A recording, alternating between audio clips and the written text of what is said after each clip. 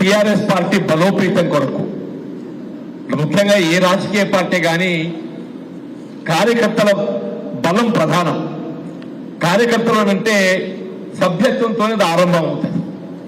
ఆ సభ్యత్వం సంబంధించి అది డిజిటల్ రూపేణ దాన్ని చేపట్టాలనే ఒక భావనతోని మన నాయకుడు కేసీఆర్ గారు, అట్లాగే కార్యనిర్వాహక అధ్యక్షులైనటువంటి కేటీఆర్ గారు మరి ఈ కార్యక్రమాన్ని రూపొందించి మరి సభ్యత్వ నమోదుతో పాటుగా ఈ స్పెషల్ ఇంటెన్సివ్ రివిజన్ కూడా కొత్త కార్యక్రమం వచ్చింది.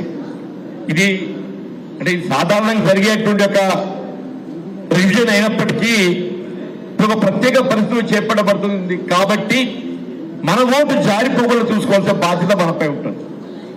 కాబట్టి దీన్ని ప్రత్యేకంగా మనందరికీ అవగాహన కల్పించేయాలనే ఒక భావనతోని ఈ కార్యక్రమాన్ని ఏర్పాటు చేసుకోవటం, ముఖ్యంగా కార్యక్రమ నిర్వాహకులు, మీ అందరి ప్రియతమ నాయకులు, మాజీ శాసనసభ్యులు, మా మిత్రులు రవిశంకర్ గారు, అట్లాగే కార్యక్రమ ముఖ్య అతిథులు, మా మిత్రుడు సహచరుడు, గతంలో పార్లమెంటుకు ప్రాతినిధ్యం వహించిండ్రు, అట్లాగే మాజీ మంత్రివర్యులు, ప్రస్తుతం స్థానిక సంస్థల శాసన మండలి సభ్యుడు మిత్రుడు ఎల్ రమణ గారు, చొప్పదండి నియోజకవర్గానికి సంబంధించి ఇదే సభ్యత్వ నమోదుకు మనందరినీ సమన్వయం చేయడానికి ఇక్కడికి చేసినటువంటి సోదరుడు పన్యాల భూపతి రెడ్డి గారు, మా మిత్రుడు సోదరుడు ఉమ్మడి కరీంనగర్ జిల్లా గ్రంథాలయ శాఖకు బాధ్యత నిర్వర్తించినటువంటి ఒక రవీందర్ రెడ్డి గారు, ఇక వేదికను అలంకరించి ఉన్నటువంటి వివిధ హోదాల్లో ఉన్న మా మిత్రులు సహచరులు, చొప్పదండి నియోజకవర్గానికి సంబంధించినటువంటి ఒక సోదర కాంగ్రెస్ అంటే ఓడించి ఇక్కడ దాకా వచ్చేది రావాలని భావనతో ఇక్కడ రావాలని చెప్పని వచ్చినామని చెప్పంటాను నేను.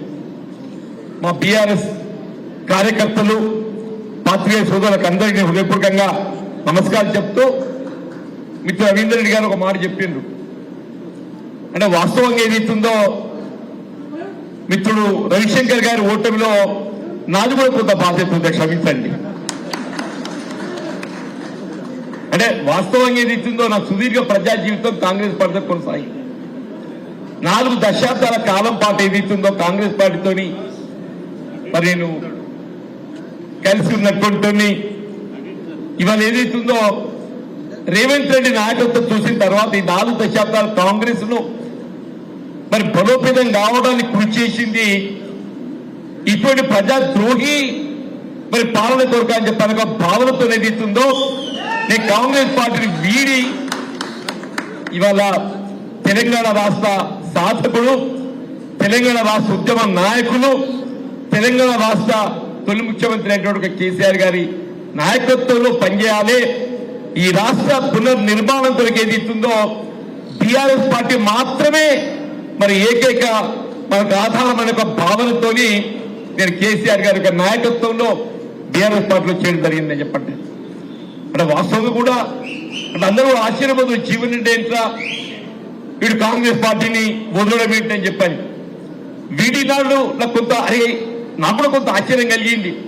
4 దశాబ్దాల అనుబంధం తెలుసుకోవాలని చెప్పంటే ఎవరికి కూడా అంత సులువు కాదు. కానీ ఇవాళ నేను సంతోషపడుతున్నాను. 4 దశాబ్దాలు నేను చేసిన పొరపాటు గ్రహించిన అని చెప్పి అంటున్నాను. 4 దశాబ్దాలు నేను చేసిన పొరపాటు గ్రహించిన అని చెప్పి అంటున్నాను. ఇవాళ ఆ పొరపాటు సరి చేసుకోవడానికి కొరకు రేపు రాష్ట్రంలో బీఆర్ఎస్ పార్టీ జెండా ఎగరవేయడానికి కొరకు కృషి చేయడం నేను నా వంతు బాధ్యతగా భావించేది ఇస్తుందో ఇవాళ నేను మరి ఈ చొప్పదండి నియోజకవర్గం నాకు ఈ ప్రాంతంతో ఉన్న అనుబంధం మీకు తెలియదు కాదు. నా రాజకీయ జీవితమే ఒక విధంగా ఈ ప్రాంతంగా ఆరంభమైంది. నేను మల్యాల పంచాయతీ సమితి అధ్యక్షుడిగా పోటీలో నిలిచినాడు. నేను కేవలం 30 సంవత్సరాల వయసు నాకు కావాలని చెప్పంటున్నాను. రాజకీయంగా మిత్రుడు రమణ గారు నాకు సహచరుడు అని చెప్పి ఆయన విద్యార్థి దశలో ఉన్నాడు, నాకు రాజకీయ సహచరుడు ఆయన. నేను మల్యాల పంచాయతీ సమితి అధ్యక్షుడిగా పోటీ చేసినాడు.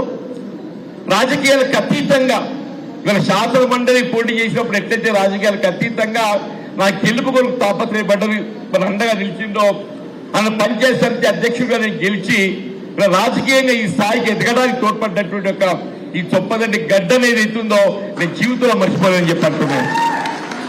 ఏదైనా కానీ ఏమంటున్నా, ఈ గతంలో సరే నాతో జరిగినటువంటి ఒక అప్పటి పరిస్థితులు దాన్ని సరి చేసుకోవడానికి కొరకు ఇక్కడ టీఆర్ఎస్ పార్టీ జెండా ఎగరవేయటం నా యొక్క బాధ్యత భావించి రవిశంకర్ గారు ఏది ఇస్తుందో మీ అందరి యొక్క నాయకత్వంలో ముందుకు పోయేటువంటి యొక్క కృషి నా చేతుల మీద చేస్తానని చెప్పని కూడా ఈ సందర్భంగా చేస్తానని చెప్పండి.